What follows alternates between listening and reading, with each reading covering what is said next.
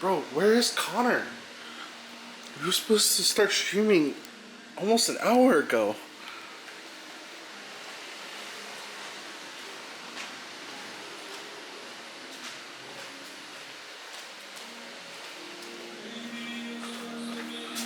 Oh no.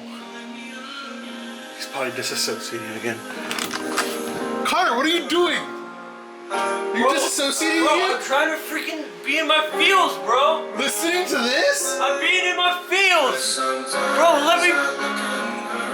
So Joji is an artist that does a lot of music stuff, and you probably know him from a couple of TikTok songs, maybe something like this. Or maybe something like this. Or maybe most recently you know him from something like this.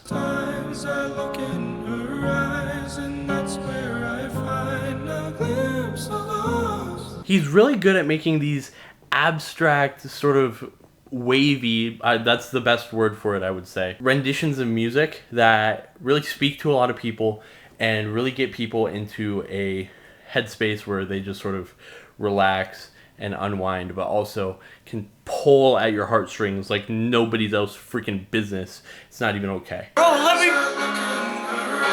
And this makes sense because, as we're going to learn, Joji is really, really good at getting emotions out of people. Here's the deal, gang. You know what this video is about. You know that this video is going to be about Joji before he was Joji, when he was something a little bit more filthy.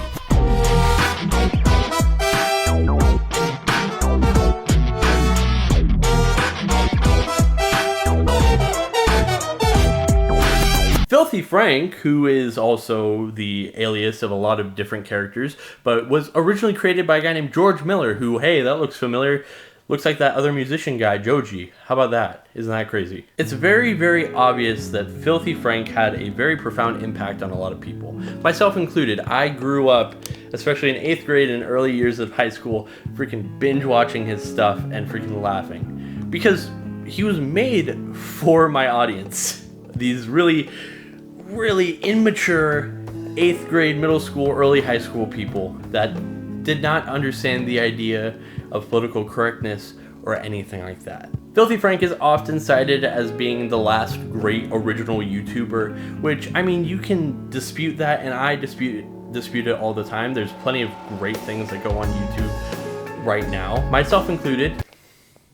Don't forget to subscribe. But people say Filthy Frank as sort of the end of an era when it comes to YouTube, because YouTube was originally very much a viewer-based and very individualistic Wild West sort of video making platform. It wasn't Sniper Wolf reacting to TikToks that was the thing that made views and got people excited or anything like that.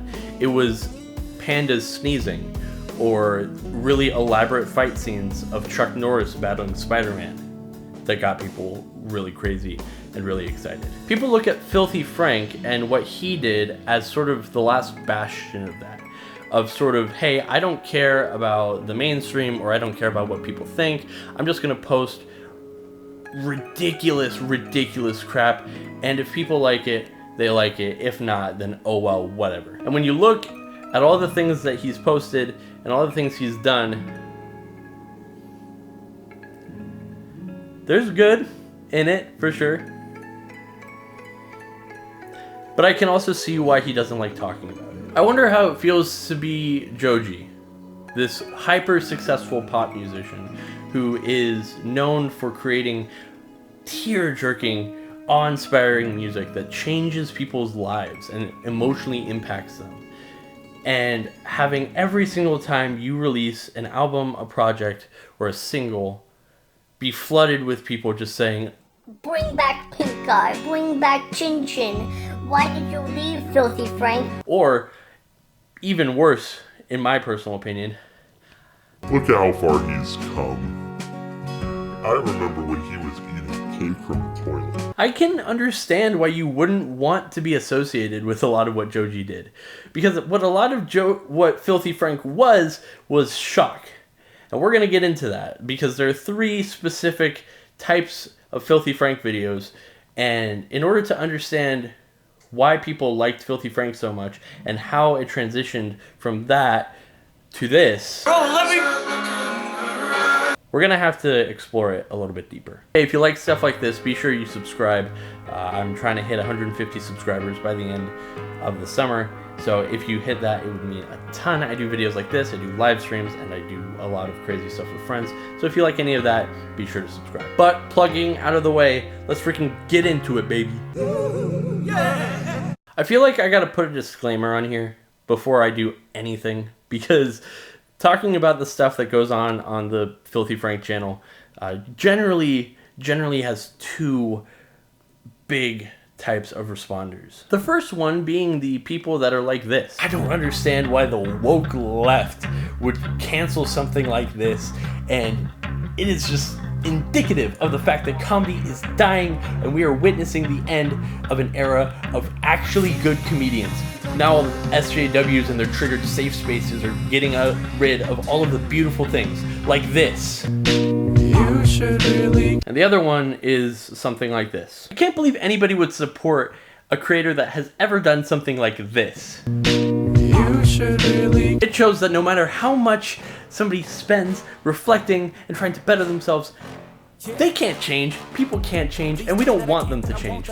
This is society in general. We need to cancel Joji right now. What do I think? Probably somewhere in between. There's some really bad stuff here. I'm talking really bad stuff, like stuff that I am surprised is still allowed to be on YouTube. There's just blatant racial slurs, there's disgusting freaking food challenges, there's opinions that are very clearly like alt-right type if it wasn't for comedy. There's jokes that are just saying bad things and just expecting you to laugh. There's also really compelling stuff here, and there's also a reason that so many people liked this type of stuff and liked Filthy Frank as a whole. I don't think that everybody that enjoyed Filthy Frank is inherently a bad person. And I don't think that everybody that enjoyed Filthy Frank is problematic, especially now. I was in 8th grade and I've definitely grown out of a lot of this stuff, but there was a reason that people were gravitated towards it, and that's what I want to explore today. I'm not trying to make excuses for really awful jokes or really just dumb, awful, offbeat humor, out of pocket humor.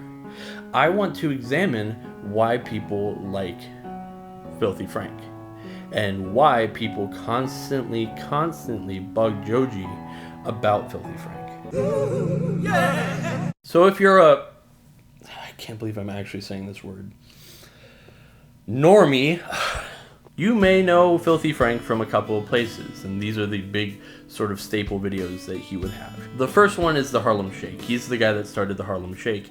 Side note, I feel like we need to bring that back. I feel like Gangnam Style and Party Rock Anthem have gotten their roses in the post-irony threshold, but Harlem Shake hasn't gotten there yet, and we need to bring it back.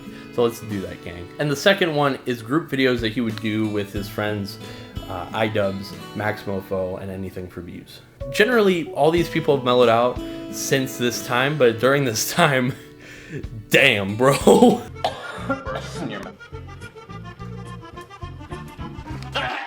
These group videos, the best way I can explain it is like a car crash.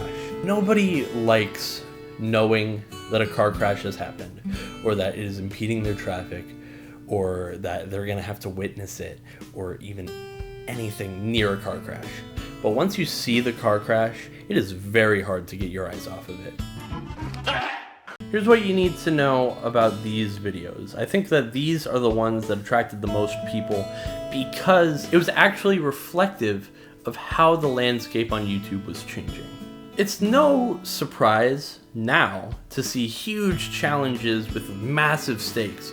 You see streamers betting thousands, if not tens of thousands of dollars on things like poker or Pokemon or anything in between. You see Mr. Beast recreating Willy Wonka and the Chocolate Factory, which is a very real video, having Gordon Ramsay in it and not even needing to put it into the thumbnail because the scale of the thing is so massive. Filthy Frank was not doing that. not even close when it comes to monetary value, but he was making something big. Remember when I said that Joji and George Miller, and whatever you want to call him in this video, is really good at getting emotions out of people? Here's one of them. Disgust, horror, shock. When these guys got into a room together, you knew that something big was gonna happen and people would have to deal with massive stakes when they were doing a challenge. It's not betting thousands of dollars, and it's not creating a Squid Game in real life, but it's big and it's authentic and people loved it. Or at least they loved to see how badly it would turn out. If you're a fan of Joji, you probably were like, oh my gosh, it's crazy that this guy is making such quality music. If you were a fan of Filthy Frank, you knew damn well he could. Pink Season was an album released in 2017 that was written by Pink Guy, a character that was well known in the Filthy Frank universe. I'm not sure how to describe Pink Season because it's not a good album. And there's a lot of awful things in here too. There's a lot of that like shock humor that's like not even funny. It's just saying things that, oh, you can't say, so it's gotta be funny because that's not normal. Dora the Explorer, bitch look good for a 4-year-old. Stop! So yeah, stuff like that would not fly today. This album, I gotta say, the best word to describe it is dumb. There's just a lot of dumb crap in here. The interesting thing about humor, a lot of the time, is that you cannot control yourself when you find something funny, like instinctually.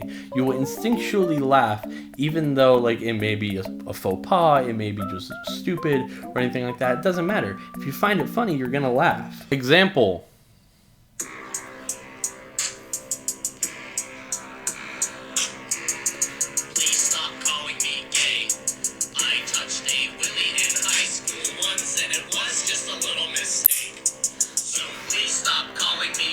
I cannot control that I find that funny. Especially 8th grade me, like I can't control that I found that funny. It's so stupid. It's so inherently dumb, but I find it funny. I instinctually laugh before my brain can catch up to the fact that it's incredibly dumb. Yeah, so this album is not good. It does not have like good structure. It doesn't have good anything. But what it does have are little spouts of times that you are convinced he's actually trying to make good music. Songs like We Fall Again are very reminiscent of the current Joji style. Very slow, mellow, chill.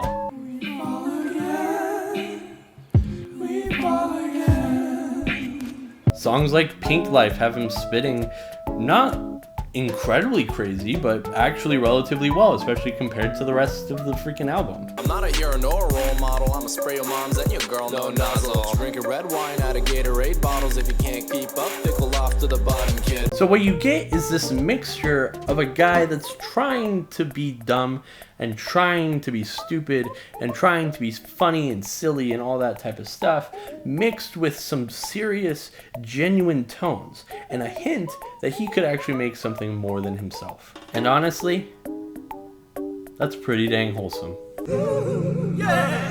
Okay, I saved the best for last, at least for my personal opinion. The lore. If you know anything about this channel, it's that I love stories. I love lore. I love just diving into very complex narratives and all that type of stuff. And let me tell you, as far as YouTube series go, Filthy Frank had some bangers. It was very reminiscent of current YouTube, especially when it comes to commentary, talking about really stupid things that are happening in the world, his opinions on stuff like Facebook, on things like weeaboos, on things like weird internet rappers. Man, that one aged really well. All tied into these skits with all these different characters, Pink Guy, Safari Man, Salamander Man, all of these different characters who, yes, are dumb and caricatures and stupid, but made it entertaining enough that a kid in 8th grade like me, or maybe even older, would watch and be invested. Behind the scenes, there was this relatively interesting background war and multiverse thing going on with a dark overlord, a dark counterpart to Filthy Frank himself. Which, by the way, if there's one thing that I miss about old YouTube, it's video game reviewers and other commentary people having like a dark version of themselves in order to like force them to review like Sonic 06 or something like that. Gregory, you need to review Sonic 06. No, I can't, but I must. I think we need to bring that back. And before you tell me that I should have that, guess what? I do. It's me. I was the alternate, and I already killed the original Condork. There's some lore for you. So that was the most interesting stuff to me.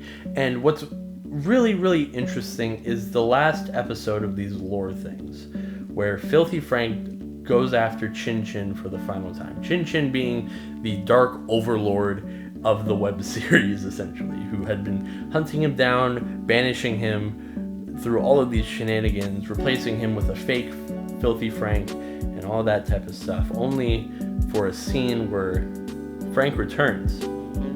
And when he does, he looks familiar. He's got long hair, he's got a white robe, he's coming out with a 40 and a blunt, not caring at all what anybody thinks about him. This is Filthy Frank's final form. One that doesn't need to worry about the internet or Facebook or people trolling him online or being a loser who reads hate comments.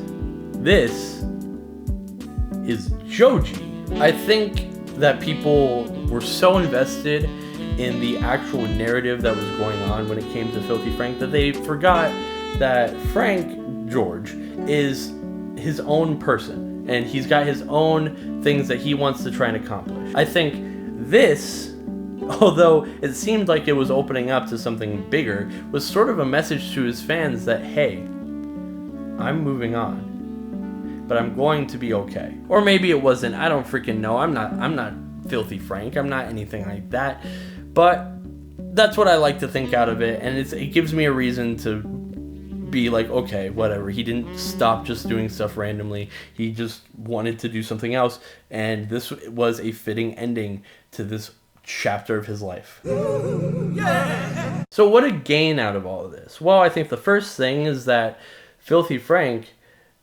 transitioned into Joji a lot nicer than I think a lot of people would have expected. It's very clear through this music and through these videos that he posted years ago that he had a heart for storytelling and had a heart for making quality content. That's reflected in his music now. You see that all throughout it. There's a reason why so many people talk about how profound and impactful this new song, Glimpse of Us, is. Do I think that this song is a metaphor for how he misses his old life as Frank? No, I don't think that. I don't. I think that's just fanboys trying to be fanboys. But I do think that it's very clear that Joji would not be Joji if he hadn't been Filthy Frank. And though this is a part of his life that he might want to forget, I think it's natural and almost important to his story that all of this has happened. Because if it hadn't, we wouldn't be moved as much as we are. We see Frank, and we see ourselves, we see our childhood, at least the people that watched Filthy Frank see that. People like me, when I listen to all this stuff, I think about it, and that's why people are annoying on TikTok. It's because they care. And who am I to gatekeep people's feelings and opinions on stuff?